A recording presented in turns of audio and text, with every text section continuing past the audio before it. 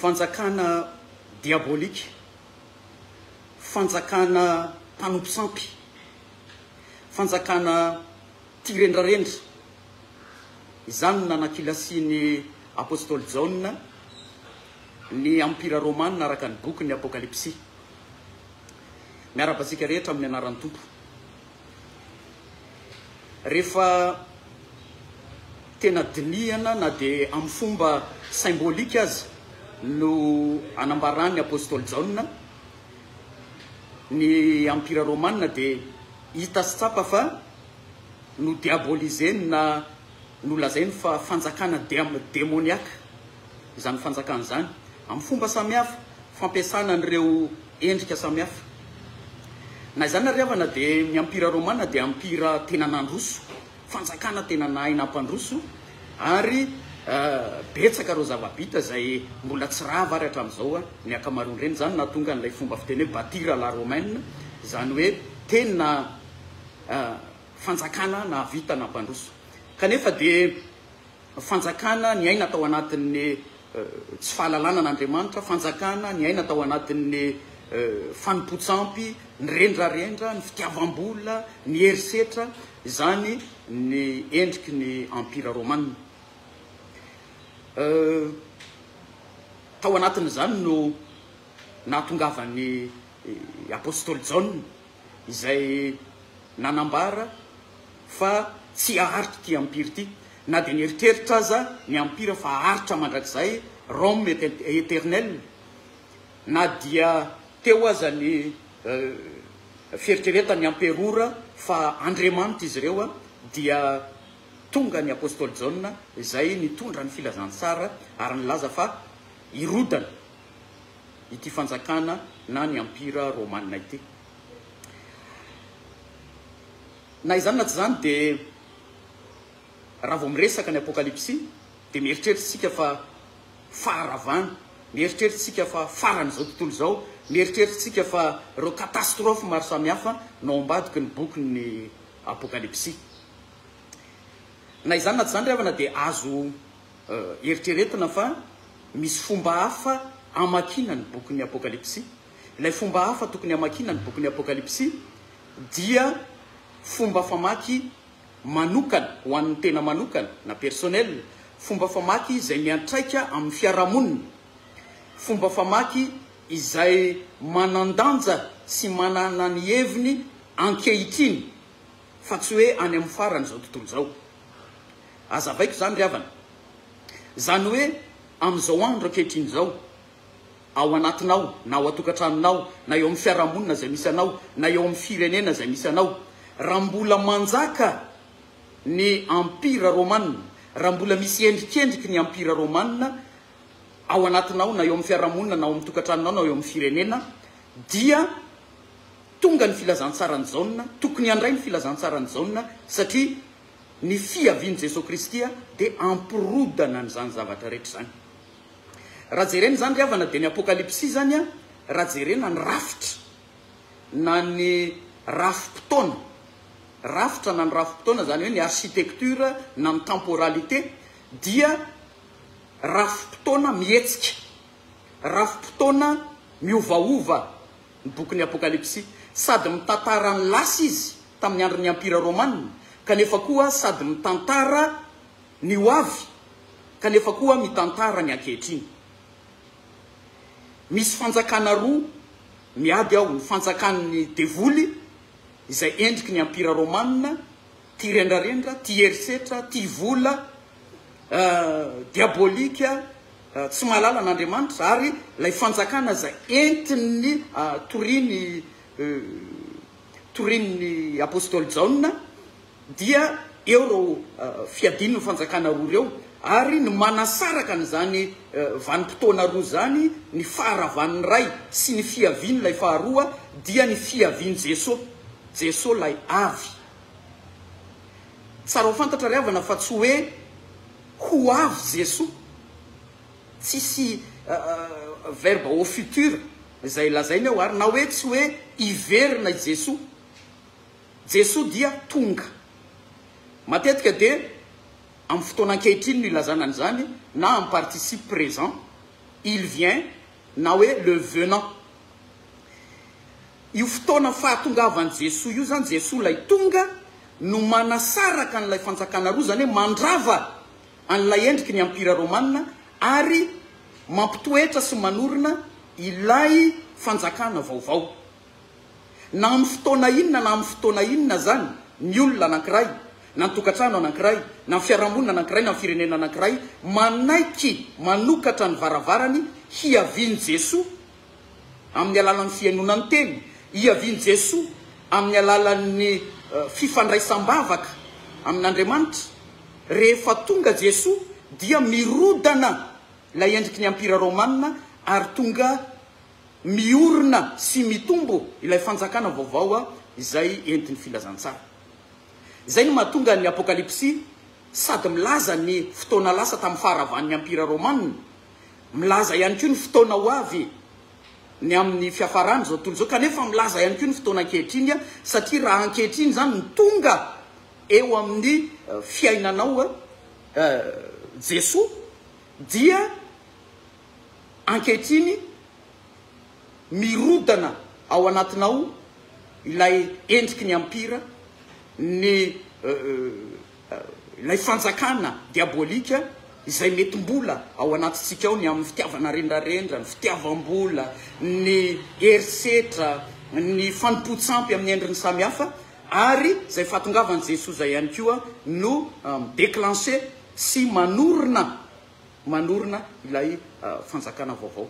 Raha jerentsika zany zao ohatra ny alohan'izany amin'izay fotoan'izay dia azo lazaina fa tsy ny Apokalipsy tsy mitantara ny fin du monde fa fin d'un monde. Zany hoe tsy faharavany zao tontolo zao fa faharavan'ilay zao tontolo zao ao anatitsika.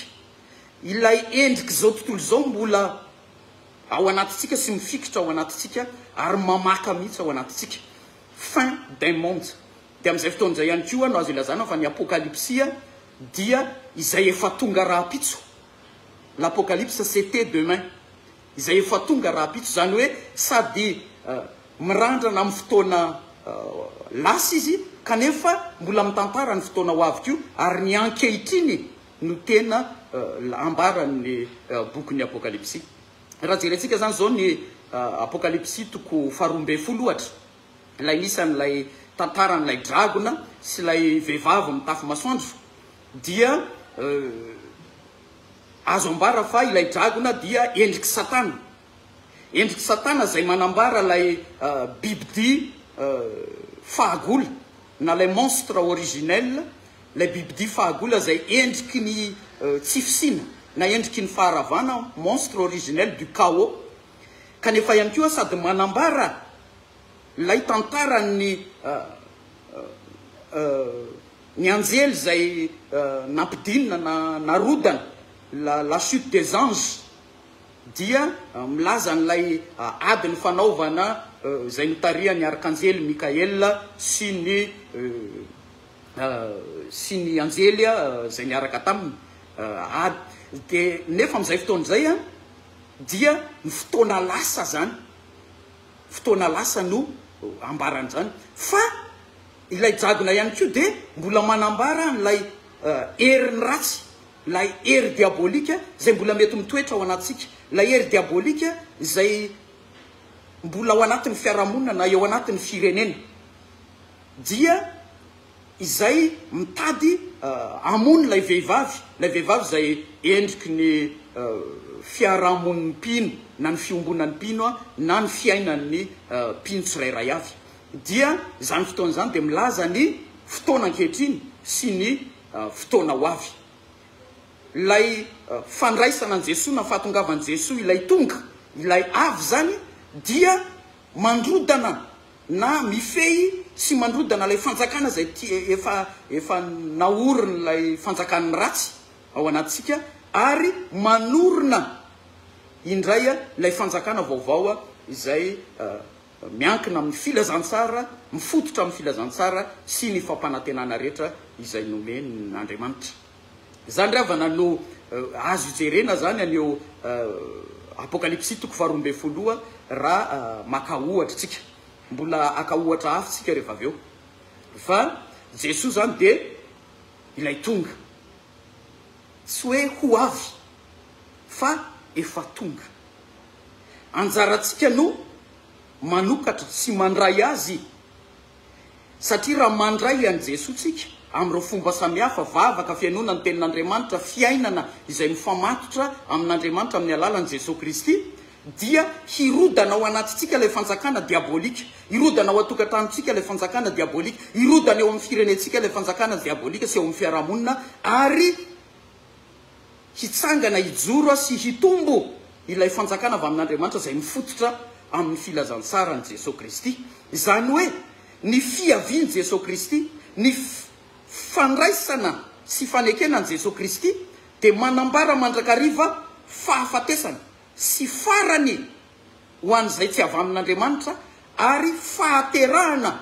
sy fitsanganana amin'ny maty ho amin'izay mifototra fisina sy izay zavatra rehetra na fomba fiaina rehetra mifontotra amin'ny filazantsara ny Kristy.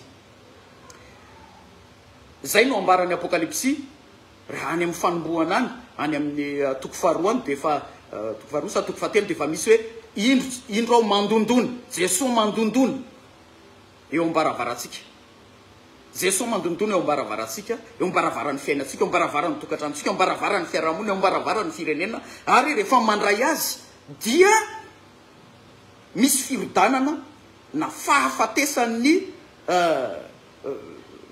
firodanana sy fahafatesany izay fanjakana mbola endriky ny ampira romanina ao anatisika na eo amin'ny fiarahamonina na eo amin'ny firenena ary mitondra fiainam-baovao izay mifototra amin'ny filazantsara ny Jesosy Kristy.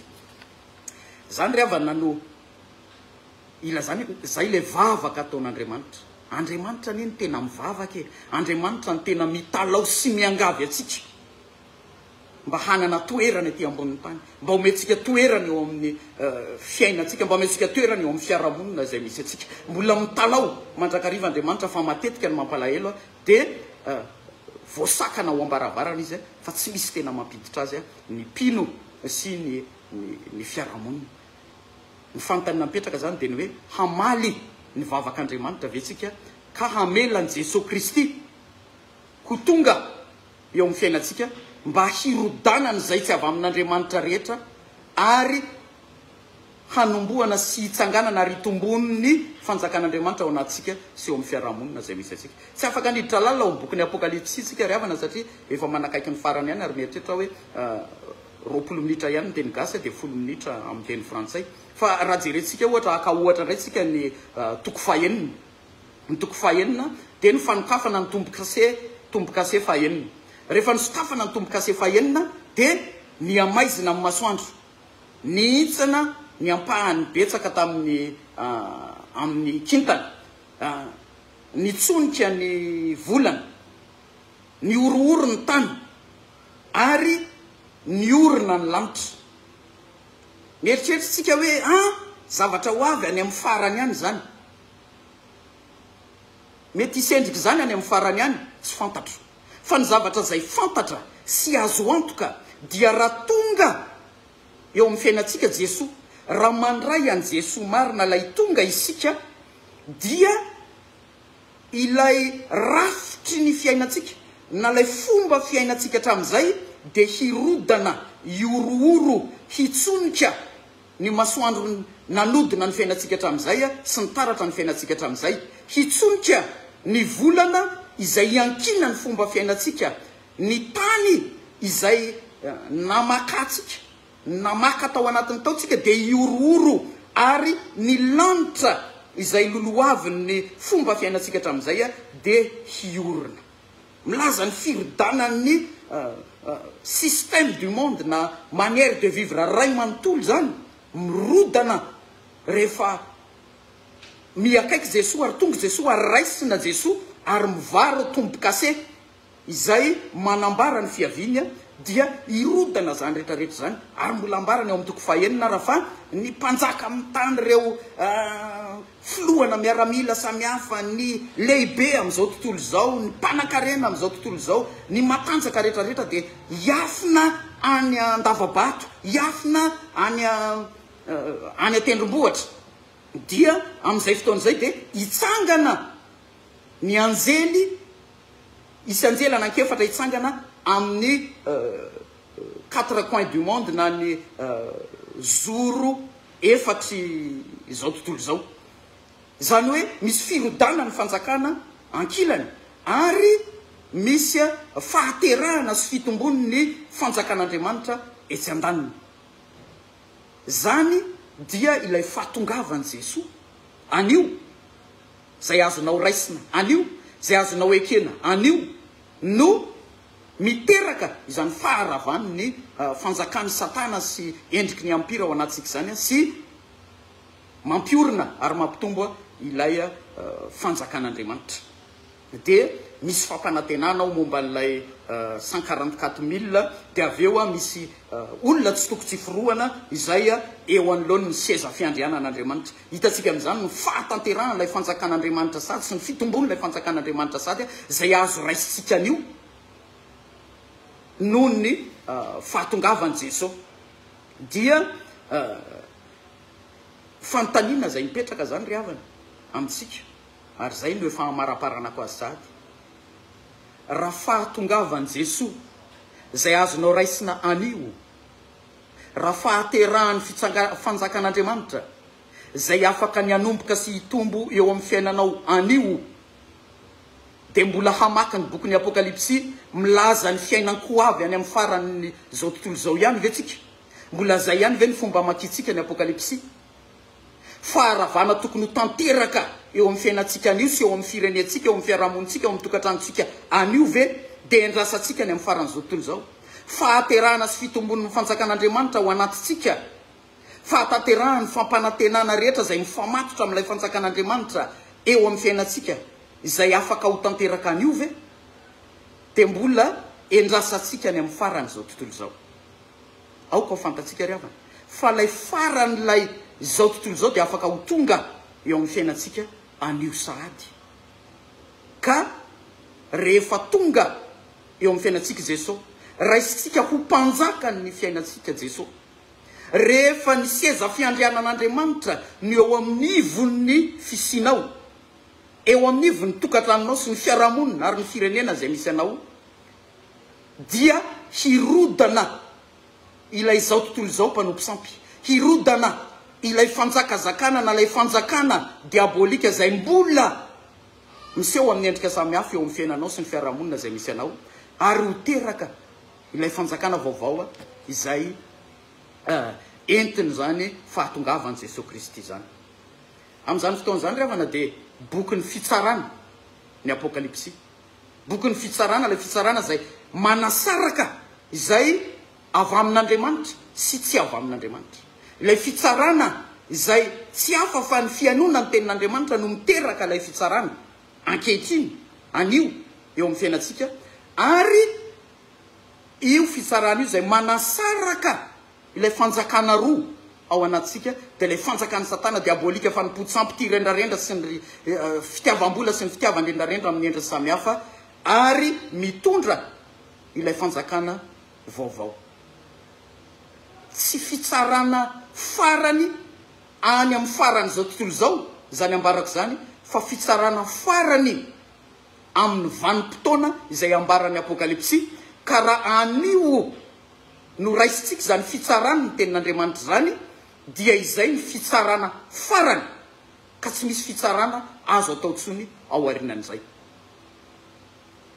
zany hoe anjaratsika mametraka atsika eo amina safidy ny boky ny Apokalipsy safidy ny anokatra ny varavaran'ny fotsika anokatra ny varavaran'ny fisitsika anokatra ny varavaran'ny tokantranontsika na ny fiarahamonina zay misy atsika ka handray ilay efa tonga ilay Jesosy zay tonga tsy handray fotsiny ihany ilay Jesosy zay tonga fa hametraka ny seza fiandrianany eo anivony fisitsika izay hiteraka firodanan'ilay zao tontolo zao ny tampokiratsika hatramin'izay ary hiteraka ilay fanjakan'Andriamanitra izay hitondra famonjena hitondra fanantenana hitondra fahasambarana dieny zao sahady eo amin'ny fiainantsika zay ry havana ny fomba afaka amakitsika ny boky apokalypsy dia anjaratsika no misafidy mbola hifikitra am'ilay fanjakana diabolika, mbola hamaka am'ilay fanjakana mpanompo sampy, mbola hifamatopiainana am'ilay heriny ratsy ve sika sa handray ny fiavian Jesosy amin'ny alalan'ny fiainam-bavaka, amin'ny alalan'ny fiainonany teny, amin'ny alalan'ny fanokafana ny fisitsika mihitsy mba ho eo afovoany ny fiainatsika sady ny seza fiandrainana Jesosy Kristy azafady ka i Jesosy no ho mpanjaka ny fiainatsika, handrodana izay endrika zao tontolo zao eo amin'ny fiainatsika, izay endrika mbola diabolika sy ny fanomposampy amin'ny endrika samihafa eo amin'ny fiainatsika, ka hanorina ilay fanjakana vaovao dia ny fanjakan'Andriamanitra hitondra n'ilay Jerosalema vaovao ary hitondra ny fampanantenana rehetra izay nomeny atsika dia ilay fiainana be dia be, tsy ara-panahy ihany fa ara-materialy ihany koa satria zavatra rotsy misaraka ireo. Fanontaniana lehibe averiko ihany, hamaly ny vavak'Andriamanitra ve sika ka handray azy, fa fampanantenana, fanantenana, fiainana be dia be no ampanantenana asika, anjaratsika no manokatra ny fisitsika, anjaratsika no mamaly ny vavak'Andriamanitra, fa raha hamaly ny vavak'Andriamanitra ianao dia ho tonga eo amin'ny fiainanao ny fanjakany. Ho azy ny voninahitra. Amen. Chers amis, permettez-moi de faire un résumé de 7-8 minutes en français. Mais avant cela, si vous avez des questions comme ce qu'on a fait la dernière fois, vous pouvez poser vos questions dans les commentaires ou dans des messages privés. Et une autre vidéo viendra demain pour que je puisse répondre à vos questions. Quand on parle d'Apocalypse, ce qui nous vient en tête tout de suite, c'est les catastrophes, la fin du monde et tout ça.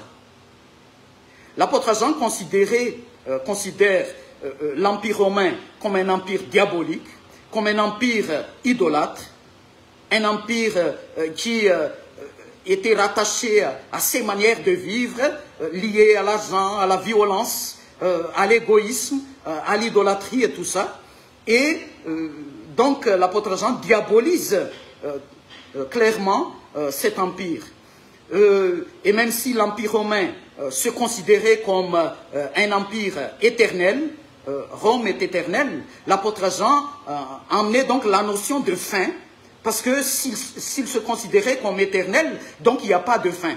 Mais c'est l'apôtre Jean qui a amené la notion de fin dans l'Empire romain. Et donc lui, il considérait que cet empire idolâtre, cet empire diabolique, ne peut pas subsister, ne peut pas être éternel, ils vont connaître la fin, et cette fin déclenchera aussi la naissance en même temps et le croissement d'un autre empire ou d'un autre royaume qui est le royaume des dieux.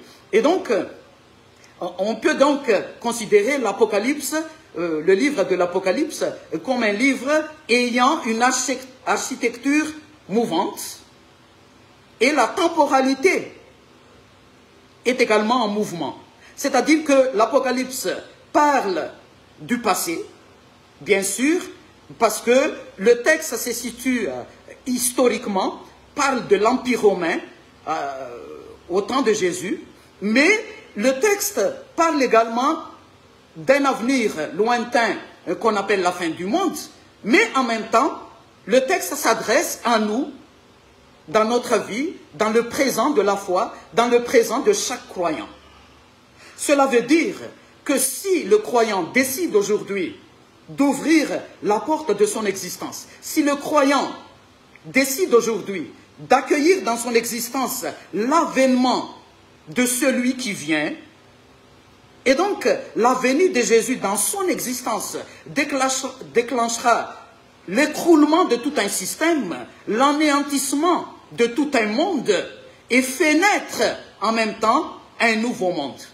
C'est pour cela qu'on parle plutôt de la fin d'un monde, mais pas la fin du monde. la fin de ce monde qui est encore en nous, ce monde idolâtre, ce monde diabolique, ce monde qui a une manière de vivre, qui est fondé sur une manière de vivre, sur un principe lié à l'égoïsme, à la violence, à la distraction, à l'amour de l'argent, des fastes et tout ça. Et donc c'est l'écroulement de tout ça qui va s'opérer au moment où on accepte d'accueillir celui qui vient. Et là-dessus, il y a lieu de signaler que Jésus n'est pas présenté par celui qui viendra. Non, pas du tout. Jésus, c'est celui qui vient. Jésus, c'est le venant. C'est-à-dire que sa venue est une venue qui s'opère déjà dans le présent de notre existence, dans le présent de notre vie. C'est une venue aujourd'hui. Et donc, si nous décidons de l'accueillir, et donc, ça va déclencher un jugement, une séparation, l'écroulement de tout un monde et de tout un système, et l'avènement et le croissement d'un nouveau royaume dans notre existence. Il faut également signaler que le Nouveau Testament ne parle pas du retour de Jésus, mais de sa venue.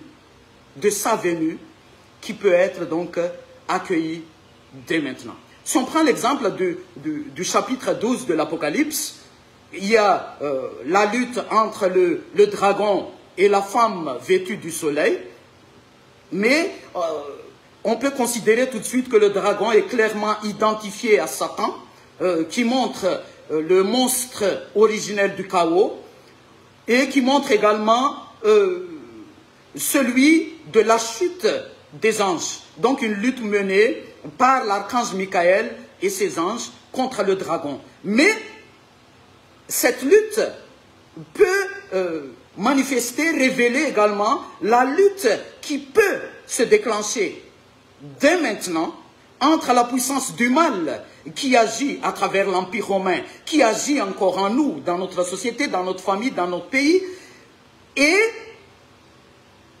la communauté des croyants, ou la vie croyante, ou le témoignage, l'existence croyante que nous essayons de mener. Donc, c'est une lutte actuelle, une lutte qui peut se passer dans notre vie présente, mais qui se déclenche au moment où nous acceptons d'accueillir Jésus. C'est pour cela que l'Apocalypse a donc cette temporalité en mouvement, une temporalité mouvante, qui parle en même temps du passé, de l'avenir, mais surtout du moment présent. Et ça m'étonnerait toujours de voir et de lire des commentaires de l'Apocalypse qui situent le texte, qui situent le livre dans un avenir lointain. Pourtant, cet avènement de Jésus, cette venue de Jésus, on peut l'accueillir dès maintenant, et que le royaume de Dieu et toutes les promesses y rattachées peuvent déjà se déclencher, peuvent déjà s'instaurer dans notre existence. Et donc, frères et sœurs, quand on parle de l'empire diabolique, l'empire idolâtre, cet empire qui fonde ses manières de vivre et ses principes sur l'argent, la gloire, les fastes, l'idolâtrie et tout ça, on parle de l'empire qui subsiste encore en nous. On parle de cette manière de vivre que nous avons encore dans notre quotidien. C'est à nous donc d'accueillir celui qui vient à travers l'écoute de la parole, à travers une vie qui se situe dans ce qu'on appelle la condition de prière, une vie en étroite relation avec Dieu. C'est à nous d'ouvrir la porte de notre existence à celui qui frappe à la porte. Jésus, c'est l'image d'un Dieu qui pleure, c'est l'image d'un Dieu qui nous implore, qui nous prie. Et c'est ce qu'on appelle la prière des dieux. C'est Dieu qui nous prie. Et c'est à nous d'exaucer sa prière. On peut également lire par exemple le chapitre 6, à l'ouverture du 6e sceau. Donc, on voit dans le texte que le soleil devint noir, les étoiles tombèrent, la lune se fendit, la terre trembla, le ciel se retira. Tout cela c'est l'image de l'écroulement de tout un système, l'écroulement de tout un monde, et ça va donner place plutôt à un autre royaume où des anges étaient debout sur les quatre coins du monde et des foules innombrables étaient debout autour du trône des dieux. Et donc on voit deux royaumes, l'image de deux royaumes, un royaume qui est en train de tomber, un monde qui est en train de s'écrouler, et un autre royaume qui naît, qui vient de naître, et qui est en train de croître. Et donc c'est le royaume céleste, Jérusalem céleste. Et ce qui déclenche, ce qui peut déclencher, je réitère encore, je le répète, ce qui peut déclencher l'écroulement de tout un système, l'écroulement de cet ancien monde, de ce monde qui est encore en nous, c'est l'avènement de Jésus, la venue du Messie en nous, dans notre existence. Et donc, frères et sœurs, c'est à nous de décider aujourd'hui si nous acceptons d'accueillir cette venue de celui qui vient. Est-ce que nous nous associons à la fin de ce livre d'Apocalypse et dire « Seigneur, viens. Maranatha, viens Seigneur. Viens dans ma vie dès maintenant. Viens dans mon existence dès maintenant. Viens dans ma famille, dans mon pays, dans ma société dès maintenant. » Et que ce monde, le système de ce monde, ses manières de vivre, ses principes s'écroulent. Et que ta venue donne naissance à un royaume. Et que toutes tes promesses liées à l'avènement de ce royaume se réalisent déjà dès maintenant dans ma vie, dans mon existence, pour ma famille, pour mon pays. Et que cette vie en abondance soit une réalité présente, mais pas une promesse lointaine. C'est à nous donc de décider dès maintenant.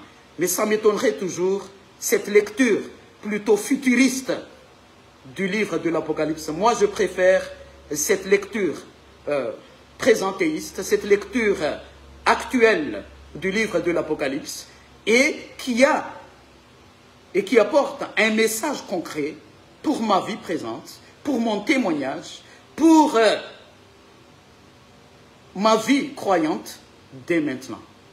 Frères et sœurs, on a déjà dépassé les 30 minutes prévues pour cette vidéo. Je vous donne rendez-vous à la prochaine fois. Si vous avez, comme d'habitude, si vous avez des questions, vous pouvez les poser soit en commentaire, soit par des messages privés. Et donc, je ferai encore une autre vidéo assez courte demain pour essayer de répondre ou apporter des éléments de réponse à vos questions. Et donc, d'ici là, je vous souhaite une bonne journée, une bonne continuation, que Dieu vous bénisse et que l'écroulement du nouveau monde s'opère dans votre vie dès aujourd'hui et que cela donne aussi la naissance de ce nouveau royaume, du Jérusalem céleste dans notre existence. Mais c'est à nous d'en décider. C'est à nous de dire aujourd'hui, viens Seigneur, Maranatha. À Dieu seul la gloire, à nous sa grâce. Amen.